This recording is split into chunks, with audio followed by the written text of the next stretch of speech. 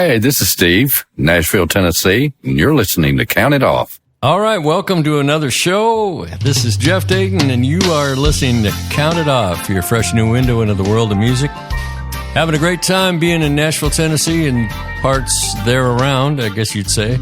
And touring the world looking for people that enjoy being part of this show. And we've got a dandy today. Mr. Darrell Clanton is with us. Former Warner Brothers recording artist, Florida man, Nashville guy, and we've got so much cool stuff to do and talk to him about. We're going to play some of his music, and we're going to kick it off first with Magic Marcia.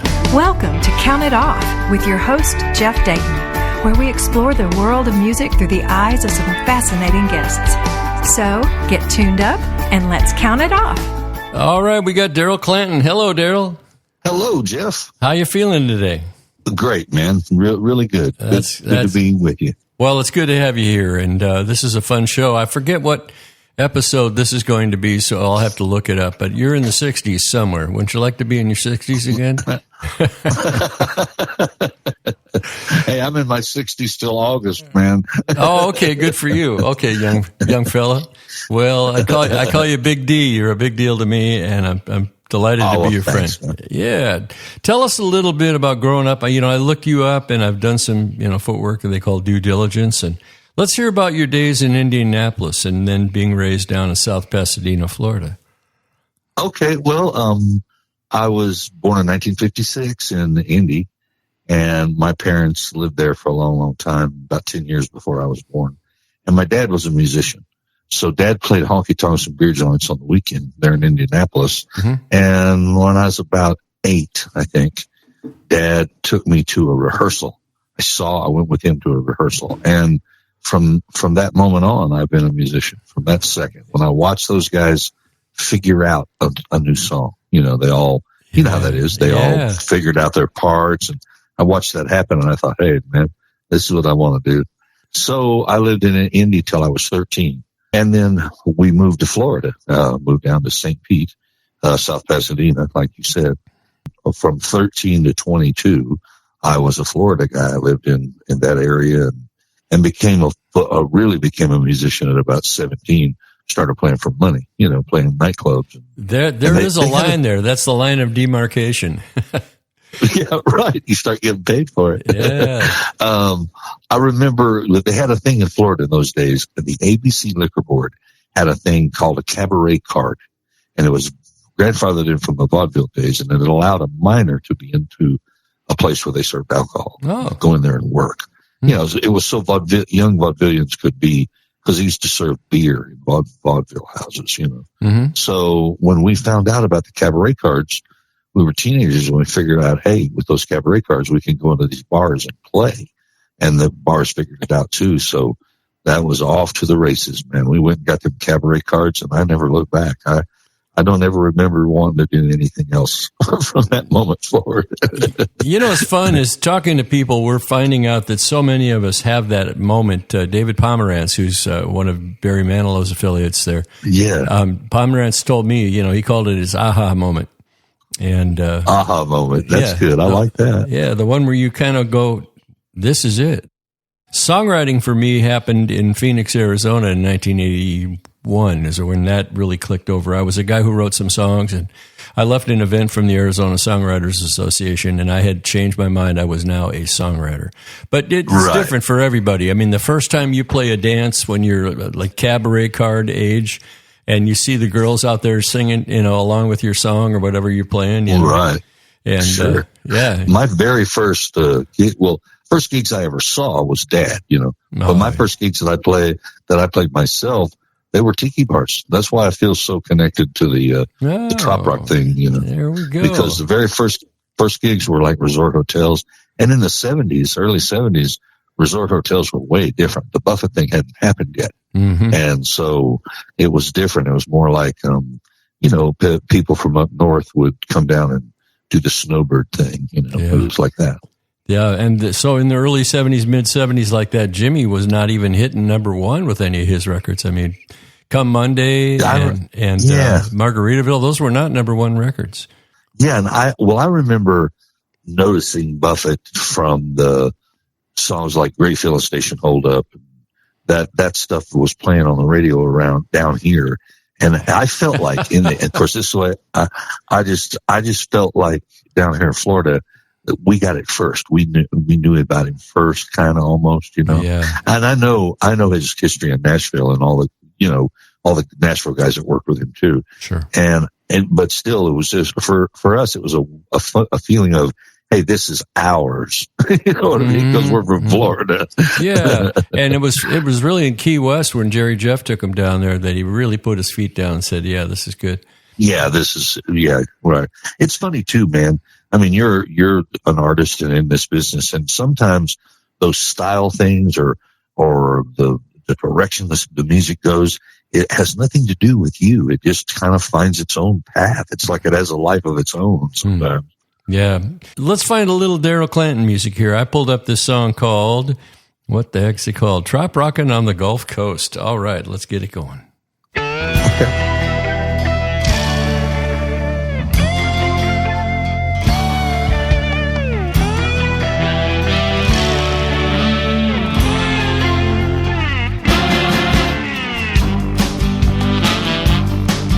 Hey, Darrell, check it out. I'm renting a boat on the Clearwater Bay. Gonna cruise down the coast, might take all day. Got plenty of beer and snacks and chips. We can stop sometime and take a dip. So won't you join me on my quest? We'll ride the waves and let the sun do the rest. Trop rockin' the Gulf Coast of the Sunshine State. We don't need a reason to celebrate. Along the coastline of the Gulf of Mexico, gonna have way too much fun. Grooving in the tropical sun, trop rocking the Gulf Coast, on the Gulf Coast. Hey Jay, this is Darrell. I'm doing a gig at the Thunderbird. It's on Treasure Island, maybe you heard. If you could take a rain check for another time, I think Wednesday week it'll work just fine. So you'll join me on my quest. We'll hop the waves and let the sun do the rest. Trop rockin' the Gulf Coast of the Sunshine State. We'll come up with a reason to celebrate. Along the coastline of the Gulf of Mexico, gonna have way too much fun. Grooving in the tropical sun. Wednesday works for me for an adventure. That's good stuff, Darrell. I love your voice on that, man. You got that husky voice of experience there. That is tremendous. I love the tone. Well, thanks, man. Always been drawn to baritone singers, and you've got a great one. That song's a duet with Jay Patton. That's Jay and I together. Yep, I remember back in the '80s when I was new in Nashville, coming to town with songs, and he and Leanne Atherton were working together, and they had a song called "What's Your Situation." I remember that was a really cool song they used to play down at the Bluebird. But I think you were in Florida back then. Down. Oh yeah, and he worked with Crystal Gale too, didn't he? He's still with Crystal, man. He's been with her for like 40 years. Wow. Long gig for him. Yeah. For those who don't know about the history of people in bands in Nashville, one of my friends, and your friends too, Chris Lusinger used to be her guitar player back in the early mid 80s. And it wasn't too long after that he got lucky doing some demos for a young singer in town named Garth Brooks. And Garth took every single one of the guys from those demo sessions and put them to work doing every record he ever did. And now I know they turned them into they're a team, like they call them the G-Men. Yeah, and they're in the Musicians Hall of Fame here in town. So a lot of great players started out with Crystal Gale. A lot of great players. The guy playing guitar on that record there with Jay, that's Mike Loudermilk. Oh gosh, yeah. I used to write with Wood Newton up there at the RCA building, and Mike was the guitar player that had the little studio to help everybody get their demos done. Right. I love Mike. I did the Bluebird with him, man. I just fell dead in love with Mike Loudermilk. He's just like just a great talent. One of those kind of guys you walk away after he plays guitar, thinking, man, if I live to be 500 years old, I'll never be able to play like that. Yeah. great player. This town is just hip deep in that kind of stuff, as we know. I know. You're right. It is. It really is. That's what we love about Nashville, though. That's why, from the day I met Dave Kirby, the day I got there, and thought, well, I'll be practicing that guitar till the day I die. You know what I mean? Mm-hmm. So it hit me right between the eyes. The day I got to Nashville, I went over to Paul Ritchie's studio, and that was, George Ritchie's brother. And when I walked in that studio, I was 22. And, I had that thing. I'm like, well, I'm going to show these boys how it's done. Little did we know. Right. And, it's funny, the dumb stuff you think when you're 22. Mm-hmm. Well, that's true. I mean, a lot of guys come to town. I remember one guy, talking about how he was going to be the next Mark O'Connor, move over Mark O'Connor, and right. I think he went back to Montana after a little bit. I'm not sure, but you really got to have your humble hat on and your grateful face. Yes, sir. And just everybody's. Tell me what you think the magic of Nashville was for you. Well, I think the biggest thing for me, I moved there in 1978, and I think the biggest thing was luck. And I had some real super lucky stuff happen. I met Chuck Howard. He'd written Always on a Mountain When I Fall, and it was a hit that year. So he was, how that is. You have a big hit. He was kind of hot as a writer. Right. And he said, if you move up, if you'll actually move, I'll help you. So I did. I moved up and stayed with him. And looking back on that now, that was such a leg up for him to do that for me. Oh, yeah. And I stayed with him for, about a month. And he got me my job working for Pete Drake. And I worked from 78, for 7 years, I worked at Pete's. And I look at that time at Pete Drake's, that studio, and working for Pete Drake and then writing for Pete Drake. Yeah. I look at that like that was my college time. That's me going to college. Wow. Yeah. Pete Drake, we should tell people, go ahead and tell people who Pete Drake was, because it's important. Pete Drake was a studio musician, played on tons and tons of George Jones, played on The Gambler, played on lots of Kenny Rogers records. Just a first call A-team, really whoopie-doo steel guitar player. Yeah. And then in his later life, he went on to be quite the producer and, just a kind of guy that started a lot of people's career. He told me one time, he said the greatest talent you'll ever possess is being able to see talent in other people. Oh, yeah. And he was like that. He would help you. Yeah. I asked him a couple of times. I said, I bring in songs, and he said, listen, when you bring me songs, just bring them in and play them. Don't tell me who wrote them. I don't want to know, because I had a bunch of buddies I was writing with and stuff. Right. And he said, and I judge it by just hearing the song. So I come in one day and I played him some songs, and Pete heard one of them, and he says, wow, that's great. Did you write that? And I said, yeah. I said, you think you might want to cut that on somebody? He goes, oh, Lord, no, I don't want to cut it. I just think you're getting better. That's great. I remember back in the early 80s there when 18th Avenue, NSAI and then Wild Tracks and then Pete's Place and Mel Tillis's was across the street on the corner there. And it was just, in the Music Mill. In those days, if they decided they were going to let you hang out and be one of the rookies, because as we all start out, and especially me, I'd never done anything when I got here at 22. All the thing I'd never done was play clubs in Florida, Right. So once they decided they were going to let me hang out, and there a lot of times just be if they liked you or not. There was so much traffic, man, so many people. I didn't realize at the time there were guys like Buddy Cannon and Mark Colley and just so many people, Chuck Howard Jr., that went on to become the 90s in Nashville. You know what I mean? Right. That was so educational for me. I learned so much so quick. Yeah. And so how lucky to be a part of that. I wish we could draw a map for folks about what just that corner there, Roy Acuff Place and 18th Avenue, where that intersected. Right. And all of the people that were in those rooms there. I mean, it's just like unbelievable. You mentioned Buddy Cannon was upstairs with Russ Savetson at the publishing on the top floor of the Music Mill. Yeah. And downstairs in the basement little room there was Marty Gamblin running Glenn Campbell music. I mean, it was just so... You couldn't turn left and not hit somebody really important. And if you were paying attention, it was good for you. And Shel Silverstein was over there. And who else? Who the heck was Dennis Morgan was always great about pointing me towards good people to get. get with when I got to town. Great guy. Greg's son, he kind of, he did all the actual real hard work around there. Yeah. And Johnny helped me a lot, man. Johnny would take me, he used to call it the coffee machine run. We would go from office to office and stop by the coffee machine and just talk to whoever was hanging out.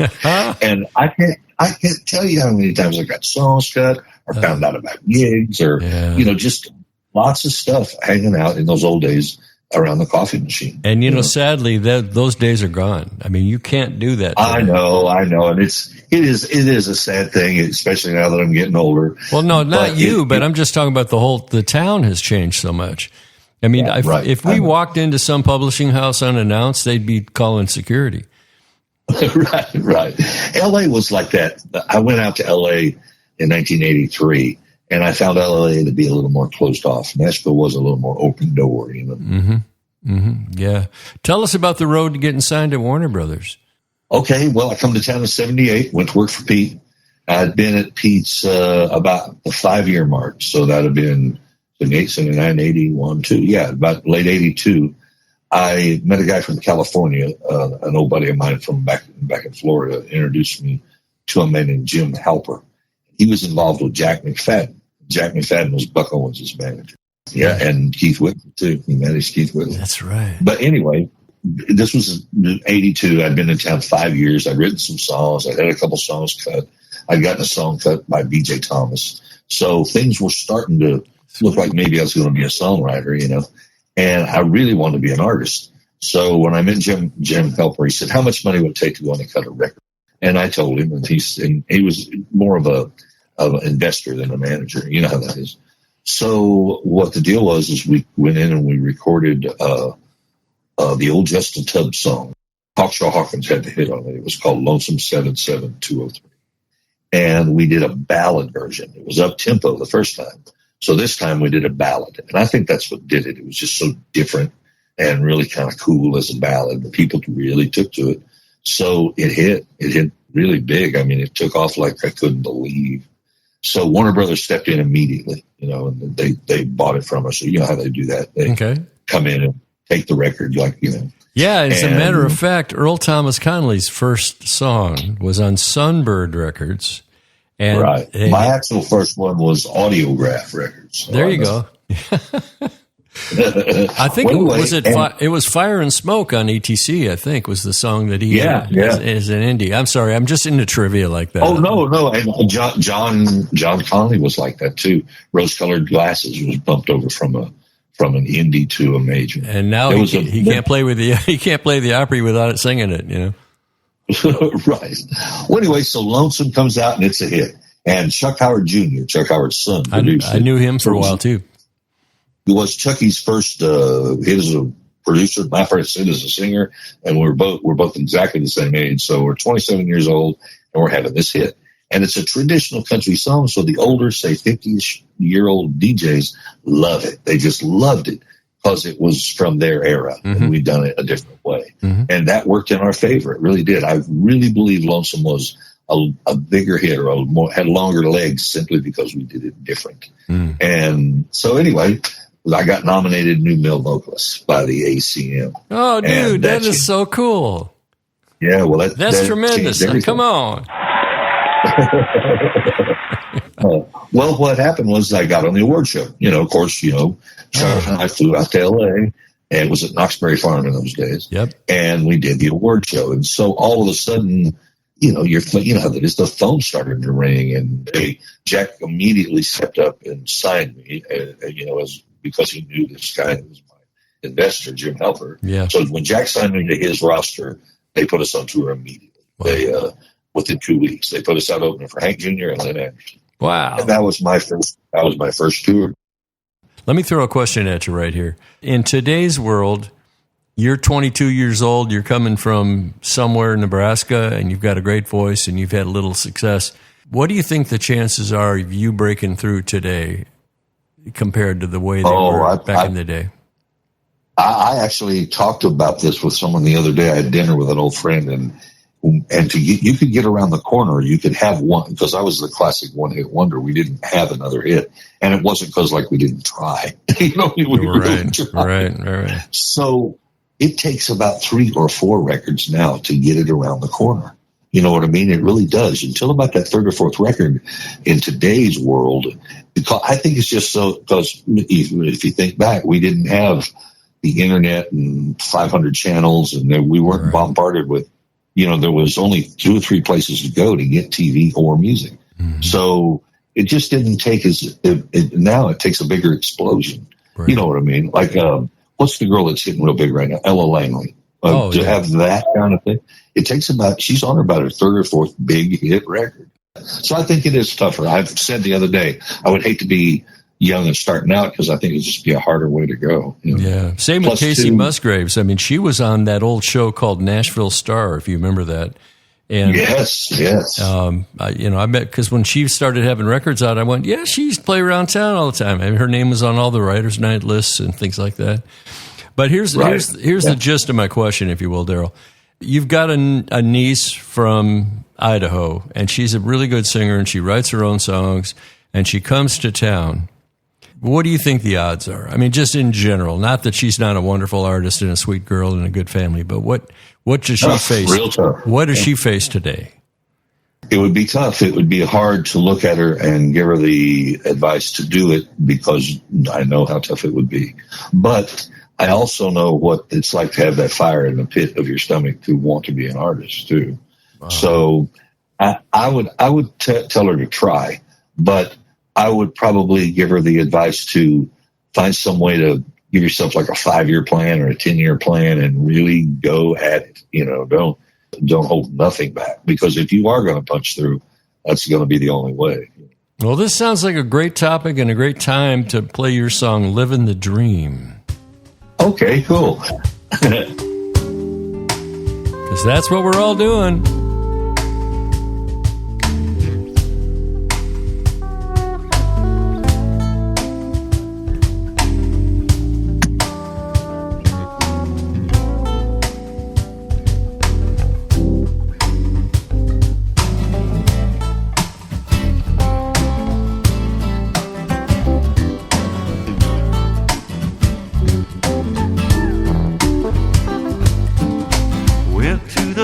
Coast for a couple of days. Took a look around and I decided to stay. Told all my friends and they all started to scream, 'cause while they're shoveling snow, I will be living the dream. Living the dream now, day after day.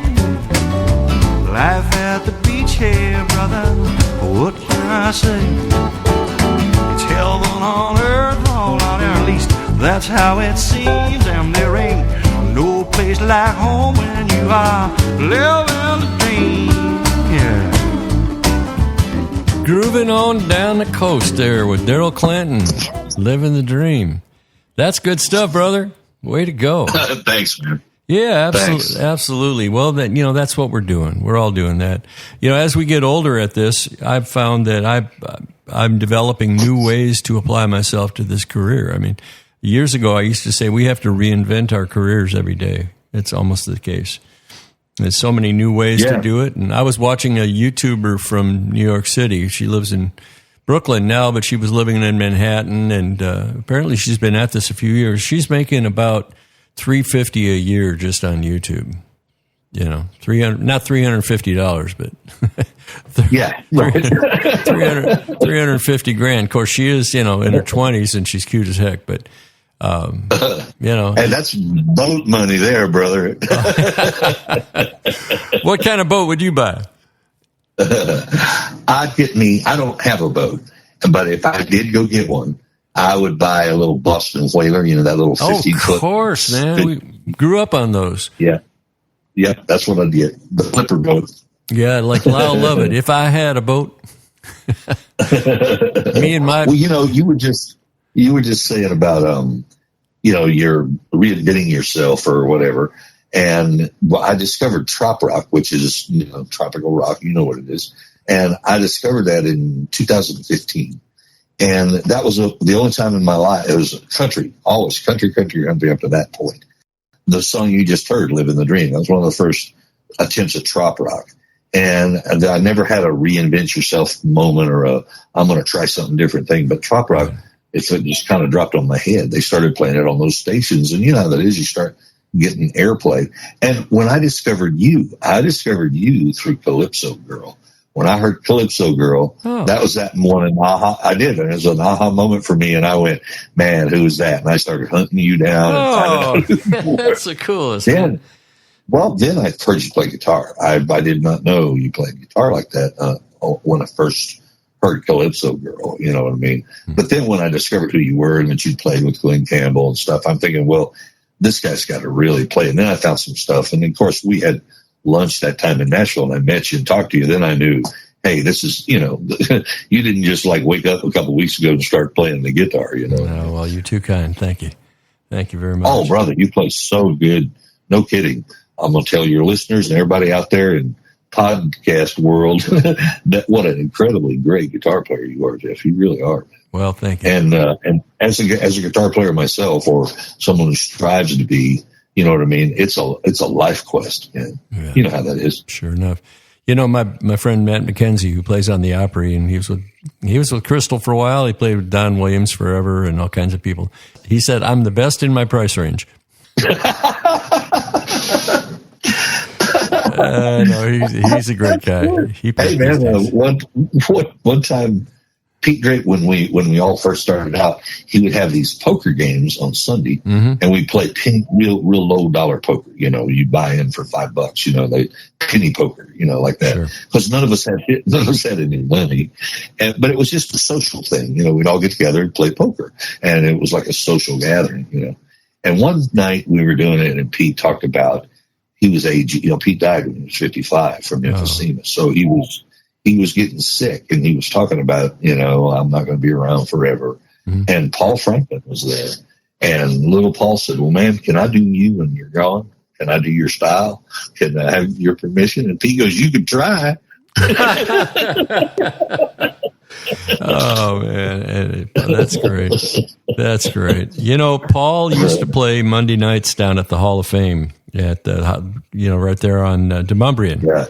And when I first came to town, Phil Baugh was a guitar player. He had a pedal board system for his guitar, and he could bend strings with a foot pedal on his 6-string electric guitar. And he had Paul Franklin on steel in the band, and Ernie Rao on fiddle, and Rob Hajakis and Ernie Rao on bass. Wow, what a band. Oh, yeah, it was a great band. And when I got my George Strait cut, and I'm sitting in Irv Woolsey's office, God rest his soul, and he said, you ever heard of Paul Franklin? And I said, yeah, he plays with Phil Baugh over there Monday nights at the Hall of Fame. He's great. And he said, is he really good? I said, yes, he is.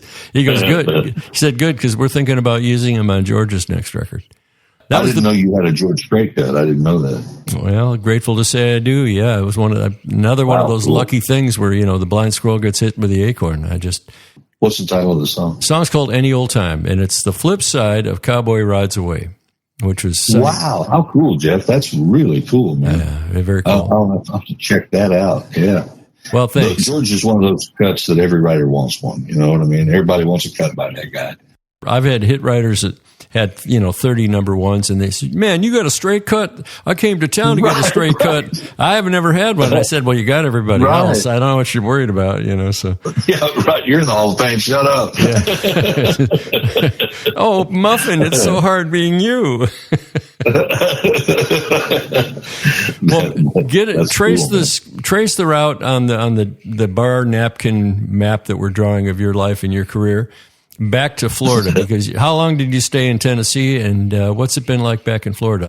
Well, here's it. I moved up to Nashville in '78, and I was there about 20 years. I stayed for about 20 years, and after Lonesome, I had Lonesome in '84, and I toured for about 3 years, and then I started doing something that was one of my favorite things I've ever done in my life, from about '88 until I left Nashville in early 2000.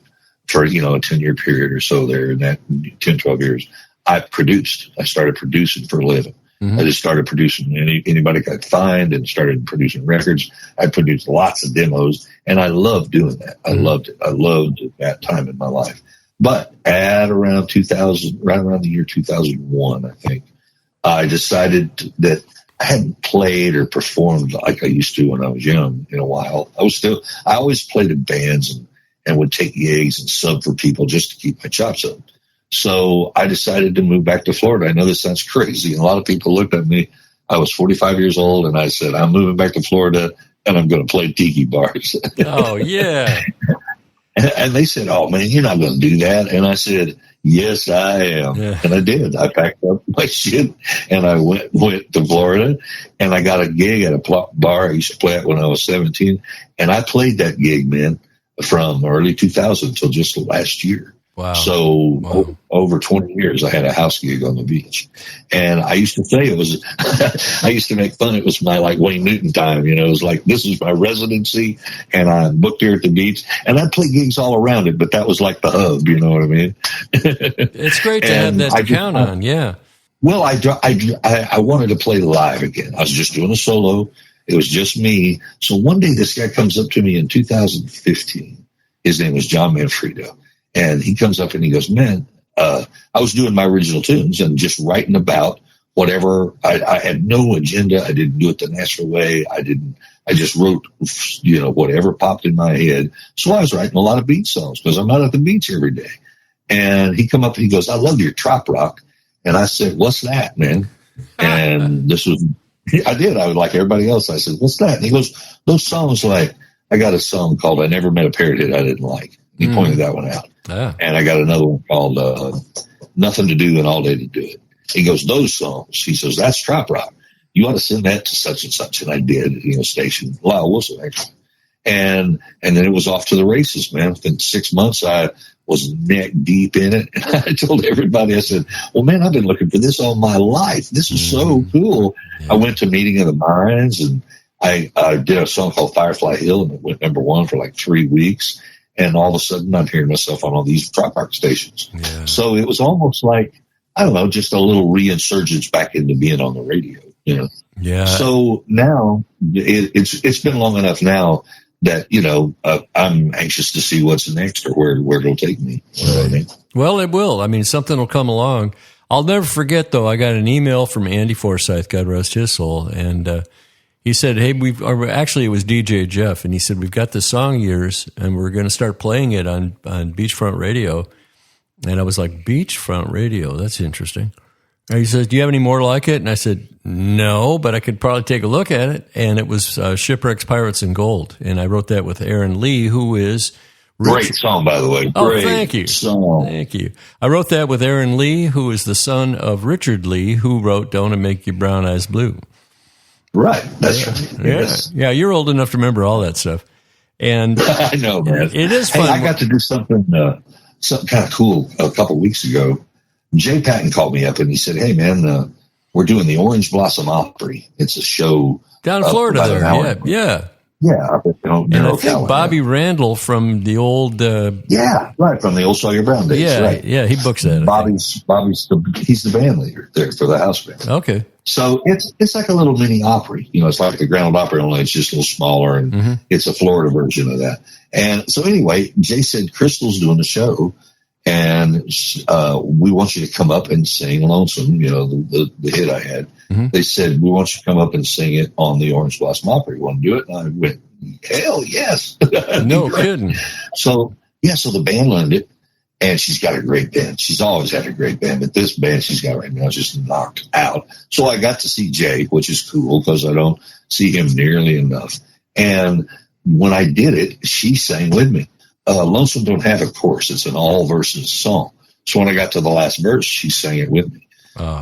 She didn't leave the stage. When she brought me out, she let me sing it. And then she stood there and sang it, the last verse with me.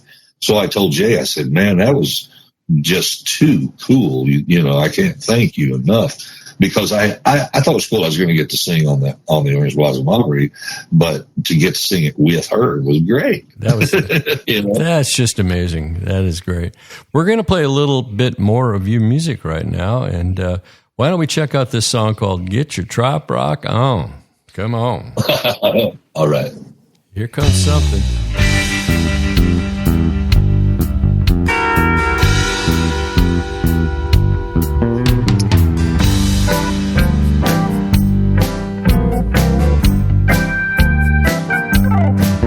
My name is Darrell Clanton. I love them songs about vacation and the beach and dancing all night long. Hey, I'm Day-Glow Red. I play American reggae. I love trop rock music, and I don't mean maybe.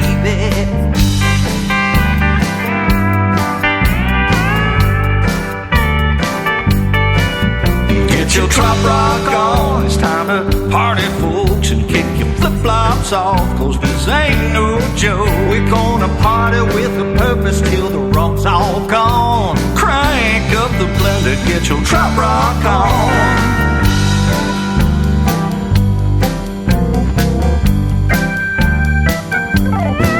It all started back around 93 at the meeting of the minds in the Florida Keys. Now after all this time, it's still going strong.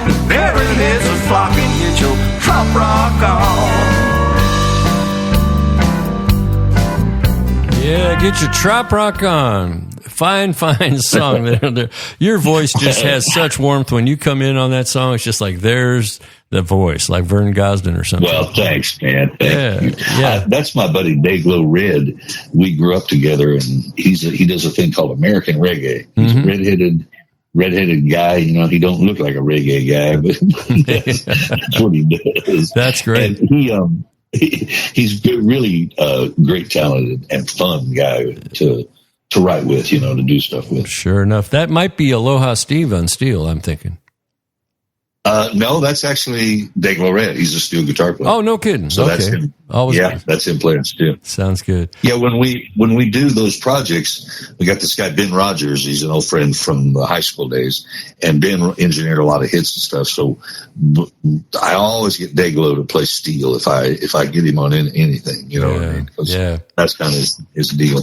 Yeah, I think Steve, the song that you mentioned, the Calypso Girl, that's Steve Hinson on steel, who's played on. Yes, I know Steve real well. Yeah. I've known Steve since the early days at Pete's, and because, you know, Steve has always been a aspiring studio steel player, he'd hang out at Pete's a lot. Yeah, well, he's more than aspiring now, as you know. I mean, now he's just like huge, you know. I love it. Yeah. I ran into him one. And I said, you ever have a hard time coming up with fresh new stuff? He goes, no, man, if I play something different, nobody will hire me. I just play the same old stuff. That's good. I shouldn't try to do exactly. I remember one time I ran into Steve at he was coming from a gig. I was going to a gig down like in the old days when downtown was a lot rougher and you didn't play down there as much. Yeah. And we were in the alleys. This was like in the 70s. But anyway, I was standing there talking with him, and I think we're about the same age. And get crowds and fill these clubs up, and they're just not buying it. I just can't get through to them, Steve. And he said, just like this, he goes, "Well, play something they like." That sounds like the guy. Well, Darrell Clanton, what a pleasure having you here, and everybody can go look you up on Apple Music and all the other streaming places. And man, it was my pleasure. What a pleasure to get to talk with you. I really, really appreciate this, Jeff. Thank you. Well, yeah, and then you've got the Bad Habit band down there in Florida, and you're rocking out, playing all kinds of house parties and festivals. I'm playing with Bad Habit, and they're stuck with me whether they like it or not. So here we go. Yeah, I'll be down your way coming up in October. We mentioned on the phone the other day, and so we're going to have some fun. Yeah. It's not all trop rock, as you know. I mean, we can play anything. Which is the thing, you know. When you said, or somebody said about, you know, seeing all these people showing up at our gigs, I know exactly what you mean. And the first time I played down at Key West in 2019 for the festival, and it was Parrot Heads in Paradise that year, and I looked out at these people and I went, it's all our people. We're finally back together again. You know, we're the ones that radio said, "Nah, we don't need you. We want those young kids," you know. So there we are. And I hope to see you down the road again. And maybe you and I can hook up and you can jump up and do some stuff with us on a show. Oh, man, I would love that. And I'm planning on trying to come and see you at the Hawk's Nest. That's one of my favorite places. I love those people. Yeah. I'm going to I'll get a carload of my hillbilly friends and we'll head up there. Sounds good. Robert's a great host, and that's in Ocala, Florida in the first or second weekend. September, right? Second weekend of October. Yep. Hopefully it won't get cold by then. It'll ought to be real good, man. I'll make some phone calls and make sure the weather's good for you. Yeah, thank you. I appreciate that. And I got one kind of that one telling question that I love to ask our guests when I remember to ask it, and that is if you could make a phone call to young Darrell Clanton today, as who you are today, knowing what you know and what you've been through, and call that 19-year-old version of you, and what would you say to him? Wow, I'd say save your money and dive someplace warm. Perfect. Well, all you got to do now is say bye-bye. All right, see you, Jeff. Thanks, man. Bye. Bye, everybody. Hey, baby. Thanks for joining us, and we hope you enjoyed this show. We invite you to check out all the other episodes and share this channel with all of your friends. Until next time, peace.